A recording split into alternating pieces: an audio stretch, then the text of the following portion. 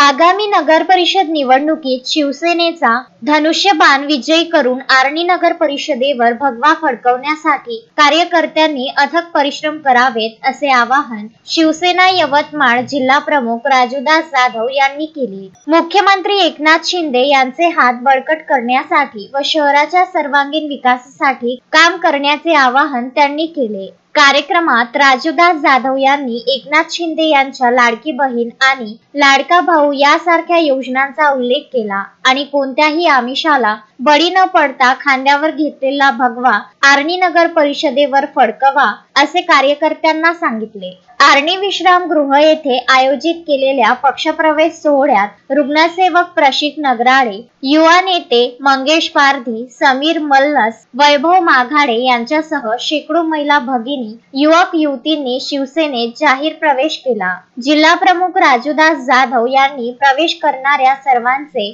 शाल देऊन स्वागत केले. यावेळी मोठ्या संख्येने पदाधिकारी व नवप्रविष्ट शिवसैनिक उपस्थित होते, ज्यांनी नगर परिषद आर्णीच्या विजयाचा संकल्प केला. किशोर पवार, विदर्भ न्यूज, आर्णी.